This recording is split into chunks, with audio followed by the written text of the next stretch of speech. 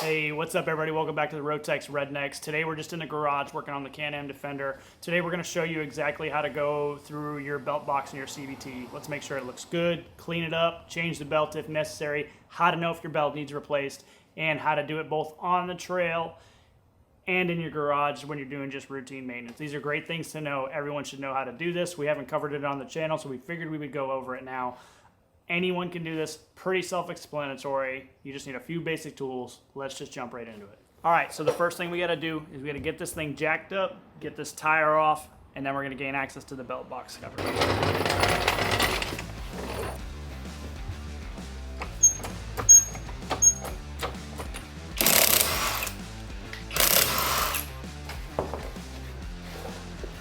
All right, now that we have the tire removed, we're gonna go ahead and take off all these quick clips. You got one here, here, here, and here.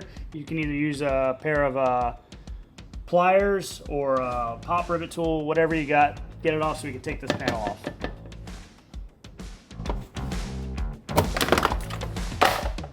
There's that. All right, now that we've gained access to the belt cover here, we're gonna go ahead and take off any of these 8mm bolts around the cover that are securing it. You can either use a 8mm socket or you can go ahead and use a 30 tip. Go ahead and take all those bolts out.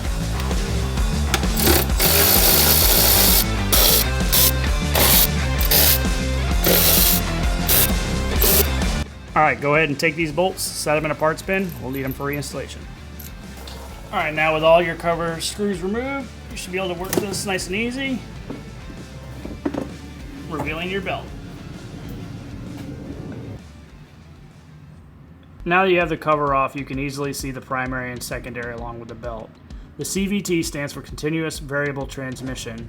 It uses two separate gear ratios to perform the optimal amount of torque from your engine. The best way to think of it that I've come up with is think about it like a bicycle, right? You got your front gear and your back gear, and one connects to the engine, one connects to the wheels. The width of each of these pulleys, based on the need of power, one's going to get bigger and one's going to get smaller.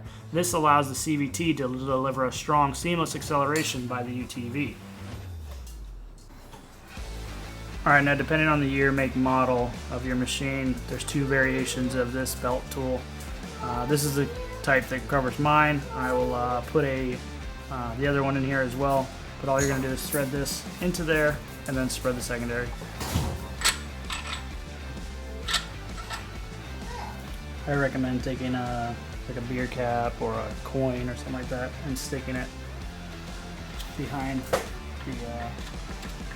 the threaded part, because if you don't, you'll score up your secondary.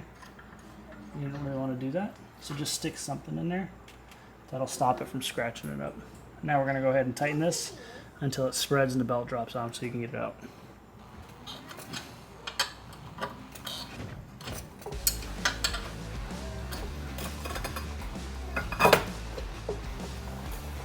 There you go, belt's out.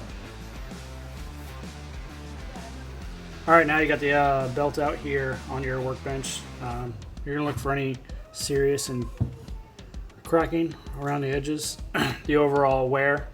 You can even get your specs and measure it with a caliper.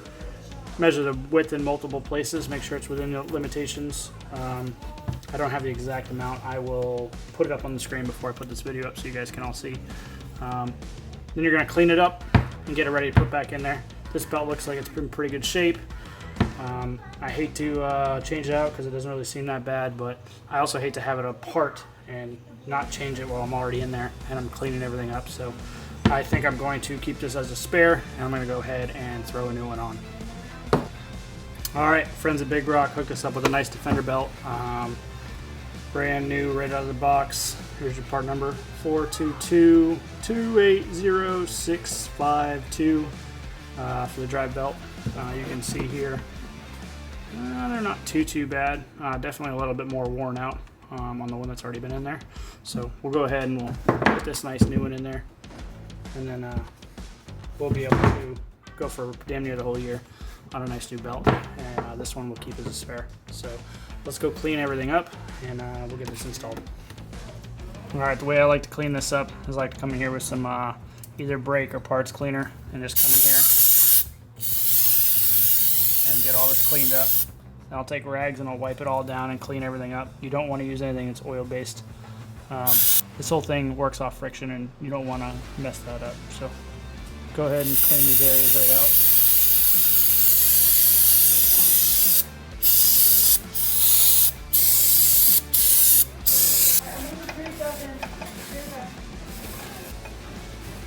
Might take some time, but the better you do, the better your machine will run.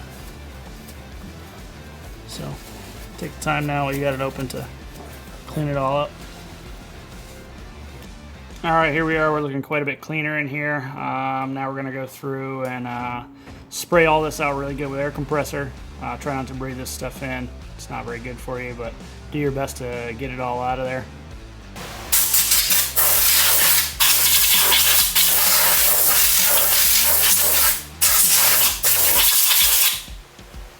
All right, once you're all done with that, go ahead and take your cloth again and wipe it down one more time with the brake cleaner so you know your friction's good, and we'll be ready to do some inspections. All right, it's getting kind of late here, so hopefully you guys can see this. Some of the inspection stuff we're looking for is like these rollers right here. There's 3 of them, 1, 2, 3. You want to look and make sure that those aren't broken, cracked, missing, which is really common on the Defenders. They used to have the 2-position roller, now they have the 3, so it does a little bit better. But you still want to inspect these rollers regularly because they can cause some problems down the road. If you see any abnormal signs of wear, like I said, stress cracking, high heat, maybe missing, broken, you want to replace those right away before they cause future problems. Some other things you want to look at over here with the primary. You got some buttons up in here that fit in between all of your arms that slide back and forth. You want to make sure none of those are missing or broken, because those are good. This is a relatively, I wouldn't say a new clutch, but I always take really good care of it. So I haven't found anything to be broken yet, but it's always good that while you're in here to go take a look. All right, so now what we're gonna do is we're gonna head, since this is already open, we're gonna go ahead and throw our belt back in here and loosen up the secondary and get ready to put this thing back together. All right, some things to remember, right? You wanna make sure writing is facing the right way, so as if you were going to read it. I like that BRP puts arrows on here. A lot of other companies don't, so I've kind of always made sure that I install the belt so the writing is facing the right direction when you go to read it. That way you can't screw it up because you don't want to put them on backwards. So with anything else, we're going to come in here. We'll slide the front on first, right? And then you slowly slide the back on and work it in, and that's it. So now we'll take our wrench and we'll undo this.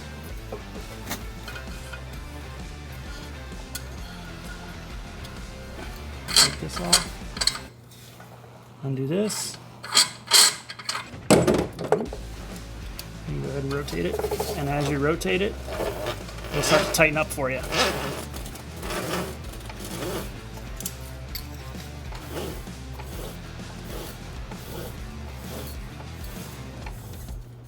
Alright, now your nice new belt is nice and installed in there, and we're going to get ready to put the cover back on. Alright, something you don't want to overlook is the cleanliness of your seal. All the way around, you want to get all this dirt up so your mating surface is nice and clean going all the way around. You do not want any water to get in here, or your belt's as good as useless. So go ahead and take a nice rag, get in here, screwdriver, whatever you gotta do, clean all this out so your mating surface is nice and good.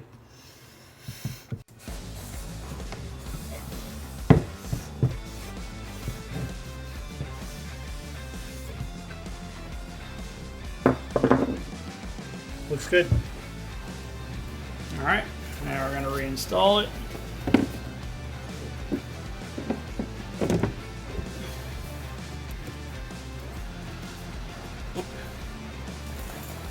All right, now I'm just kind of finger threading these in for right now. One thing you got to remember when you're installing this is kind of like when you install a tire. You're going to want to have to star this, right? You're going to want to go 1, 2, 3, 4, 5, 6, and you're going to want to do that all the way around. There's a specific order in the manual to do this, and I would not recommend the use of power tools ever when installing these, because you guys know the horrors of stripping out the back place. So put all these in by hand. They're not required to be very tight. It's just just a snug. You don't need to be any more than just a snug. So let's go ahead and do that.